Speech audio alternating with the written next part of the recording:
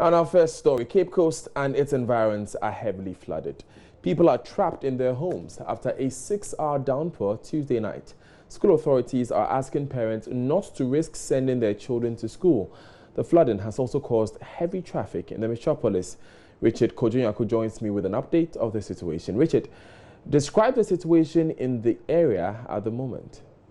Well, Daniel, let me run by you some of the areas that are heavily flooded in Cape Coast.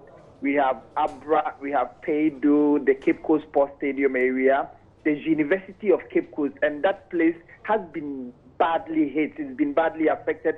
All the gutters are full, all the drains are full, and they've overflowed. So people cannot even get access to the lecture theatres, and that is why the principal officers of the university, they are advising the students to stay at the halls, because if they go to the hall, the lecture theatres, they wouldn't know what will happen. They do not want anything untoward to happen to anybody. In some of the areas, they've been submerged because there are farms.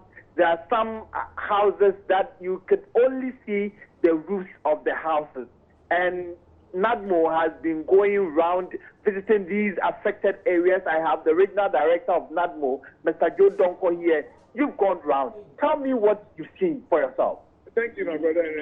Let me say good day to the viewers.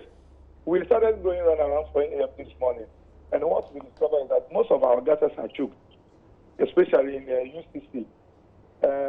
Lack of maintenance, because it's filled with sand and weed, and we need to clear the gutter so that the water can flow nice. So, which areas have you visited?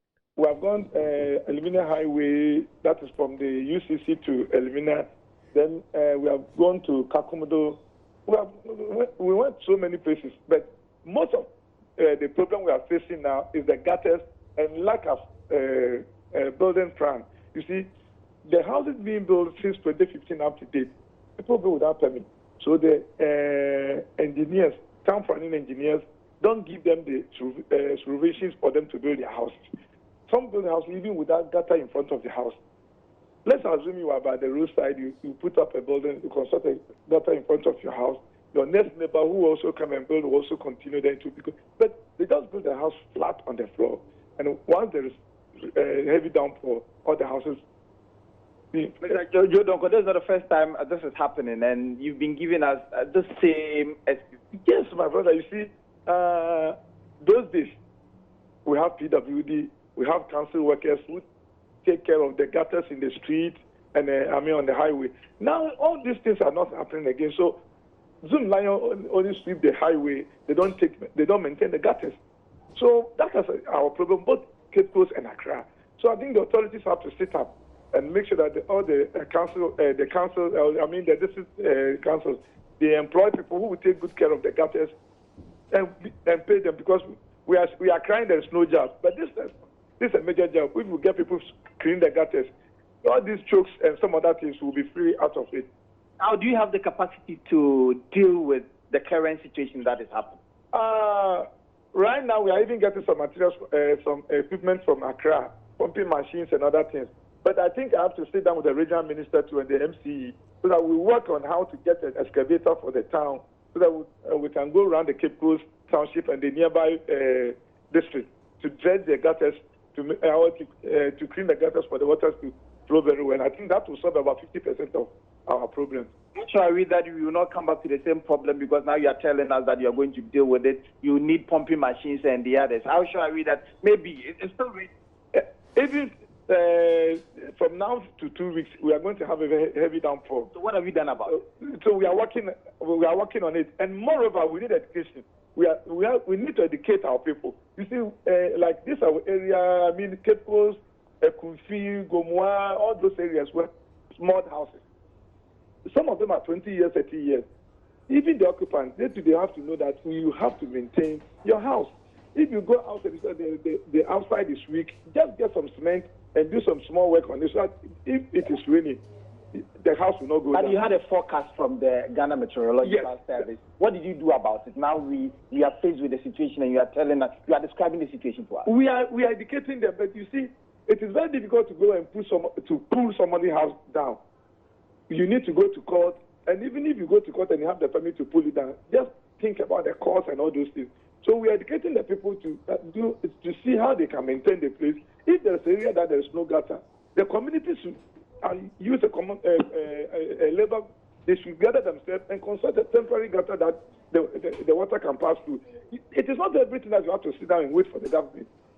So we need to help ourselves for God to help us. Now we have a climate change. What is the climate change we're talking about? It is because all the trees and all the rivers, we have blocked them and this. So everything is, we don't have a rainy season, we don't have dry season now.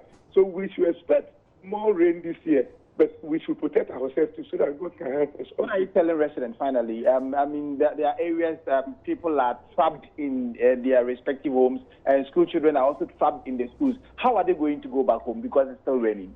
We'll go around and see how best we can help the fire service and all those things. But the areas that they feel that they are being disturbed by the rain, I'm advising that they should just vacate that place and go to have you provided any alternative place? We have this thing, safety place, but they too the people ourselves, we can also help ourselves. If you have a relative staying somewhere, or you can even leave your place and go and stay someplace temporary until after the rain, because you know very well that where you are, when there is rain, you are going to be trapped. Are you overwhelmed by this? In fact, when I went around this morning, I don't even know how to express it.